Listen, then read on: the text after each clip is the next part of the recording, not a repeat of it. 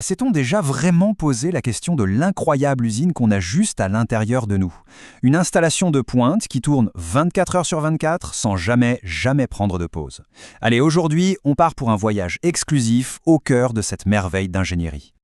La question de départ est simple. Comment est-ce qu'un simple repas devient le carburant qui nous permet de penser, de bouger, de vivre?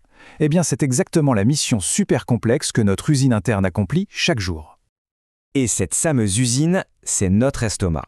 Oui, mais attention, c'est bien plus qu'une simple poche. C'est un centre de traitement biochimique ultra sophistiqué. Alors, la visite commence maintenant.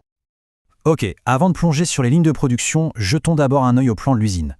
Vous allez voir, ses caractéristiques sont pour le moins impressionnantes. D'abord, son emplacement. Il est hyper stratégique, au cœur d'un véritable parc industriel biologique. Il est bien calé en haut à gauche de l'abdomen, juste sous le diaphragme, à côté de voisins super importants comme le foie et le pancréas. Et surtout, il fait le pont entre l'œsophage, qui livre la matière première, et l'intestin où le travail continue. Physiquement, il a une forme assez marrante, il ressemble à une lettre J et mesure entre 25 et 30 cm de long. Mais attention, sa taille est très trompeuse, parce que sa capacité, elle, est juste remarquable. Tenez-vous bien, sa capacité maximale peut atteindre 4 litres. Oui, 4 litres. C'est l'équivalent d'une très grande bouteille de soda. Cette élasticité incroyable lui permet de gérer aussi bien un petit encas qu'un énorme repas de fête. C'est là qu'une partie de sa magie opère. Allez, on continue la visite guidée. Comme dans toute bonne usine, l'estomac est divisé en plusieurs départements spécialisés. Chacun a un rôle bien précis dans le processus. Regardons un peu ce schéma. Tout est parfaitement orchestré.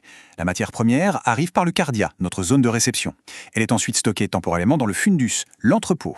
Le gros du travail, le brassage intense, ça se passe dans le corps gastrique, l'atelier principal. L'entrepylorique, c'est le département de finition qui prépare le produit pour la sortie. Et enfin, le pylore, une sorte de valve intelligente qui joue le rôle de quai d'expédition. Mais comment cette usine fonctionne-t-elle si bien? Le secret, en fait, il est dans ses murs. Ce n'est pas juste une enveloppe, non, c'est la machinerie elle-même. Et c'est une structure multicouche d'une puissance et d'une ingéniosité redoutables. Si on part de l'intérieur, on a la muqueuse, c'est elle qui sécrète les acides et les enzymes. Juste en dessous, la sous-muqueuse, c'est un peu le réseau électrique et la plomberie de l'usine. Et puis, on arrive au moteur, le muscle lisse. Et c'est là que c'est génial. Ce n'est pas 2, mais bien 3 couches de muscles orientées dans des sens différents. Ça permet un mouvement de torsion, un brassage en 3 dimensions qui est incroyablement efficace. Pour finir, la séreuse vient protéger le tout. Bon, maintenant qu'on connaît la structure de l'usine et sa machinerie, il est temps de voir la chaîne de production en pleine action. C'est parti.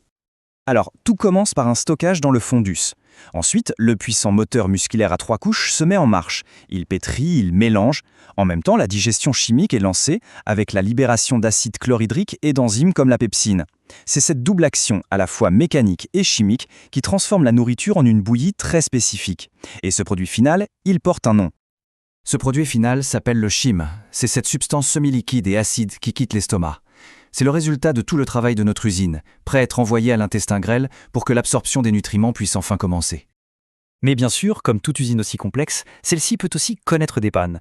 Alors jetons un œil rapide aux dysfonctionnements les plus courants. Parmi ces pannes, on trouve par exemple les ulcères, qui apparaissent quand la paroi protectrice est endommagée.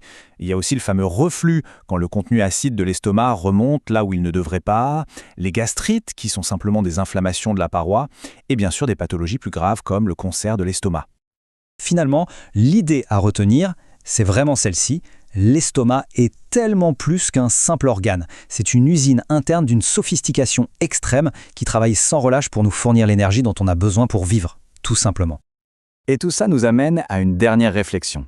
Cette usine vitale travaille pour nous sans aucune interruption et souvent on n'y prête même pas attention. La question essentielle, c'est donc comment en prendre soin pour qu'elle continue de fonctionner au top de sa forme.